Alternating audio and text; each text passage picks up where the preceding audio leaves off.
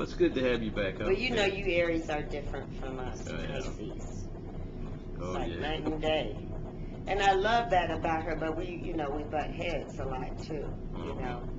And for her to see me in a situation almost in some ways like where I was in my 20s before she was even thought of, and is interesting because kids don't understand process, and I've learned this from talking to them, you know, from speaking at Spelman or whatever and hearing the questions. They skip a lot of process to get to, you know, end results, and you know, if you're not ready to do process, you can forget about the end result. Just go to another, you know, go be an economics major, because if you're not interested in process, and Kenny Leon works like that. He works in a here we are now process. This is where we are today, and that's really good for me too. It keeps me focused, and it he's an excellent director and reminder for me in both my artistic and real life. You know, I've never really been directed like this ever. I mean, he may think I have, but I usually get ignored a lot. And that's because I come on a certain level, and so people just don't mess with it, but it doesn't make me better. Whenever I interview Kenny, he uses a lot of profanity. Does he use it when he's directing you guys in rehearsal and stuff? Yeah, that's the way he talks. Oh, okay. I just thought it was something against me. I told him, I said, look, you're not Samuel L. Jackson. You don't have to do all this cussing. He expresses himself that way. It makes it very clear. I like it. I cursed a lot. I cursed a lot more before Imani was around, you know, came, but, you know, I think it's just part of very colorful language, and sometimes there's really no better word than that word you use, you know. It makes it very clear to the point. It cracks me up sometimes with that, too. Do you ever watch any of your past work?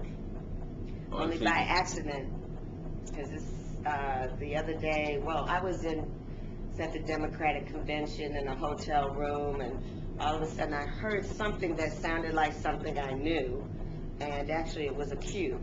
It was a cue for my line, and then I looked up and it was something I had done, and it's kind of weird to watch stuff now, but I think Queen was on recently, Harlem Nights has been on. You know, when I was telling some of the younger actors in the play, you don't realize that you're doing something that's going to last when you're doing it. I said, it's just like this. Like, what if someone says to you a decade from now, man, I saw you in Miss Evans' Boys and you changed my life. That's what it feels like to me. I certainly didn't think A Different World would have a lasting effect when I was doing it. And then on the flip side of that, some things that have been very important to me that I thought were great, that I was proud to be a part of and wanted everyone to see, may not have gotten the same kind of exposure, you know. But School Daze, I didn't know School Daze was going to be around 20 years later when we were doing that movie. That was a crazy movie to be a part of, you know. It was all of our first time, and Spike's fighting with Morehouse, and we're getting kicked off the campus, and I don't understand what the movie's about. I'm like, what is all this light-skin, dark-skin thing that is so antiquated? Yeah, and it's still lasting. And it's so much young. There was so much talent there that was going to become that either. Oh my God! Behind the camera and in front of the camera. Right. And Spike kept saying, "Y'all making history." I was like, "Okay, Spike." Because, you know, Spike directed the coronation in '79 that I danced in. So I was like, man, I'm just happy. I can't believe you're making movies, whatever. But historically, you know, because I didn't, you know, growing up in Atlanta, you don't realize how our story isn't told at all anywhere else. You know, I just grew up with things that were just common knowledge to me. Like a historically black college.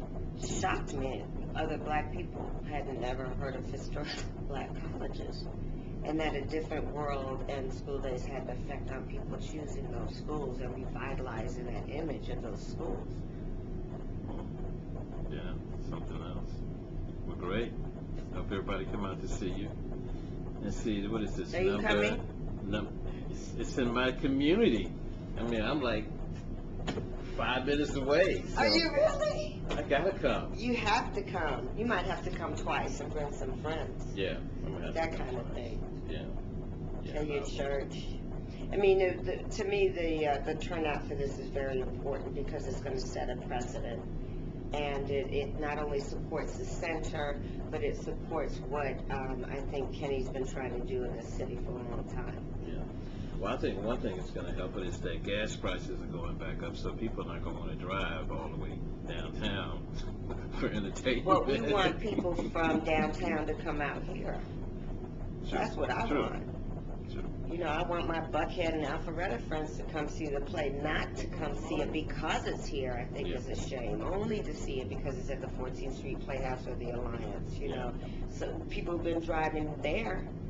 So that's the kind of habit that has to be changed, the kind of mentality, I think. But that's difficult. Getting the word out is difficult. I think when people know, they'll come, but We'll see. we'll see.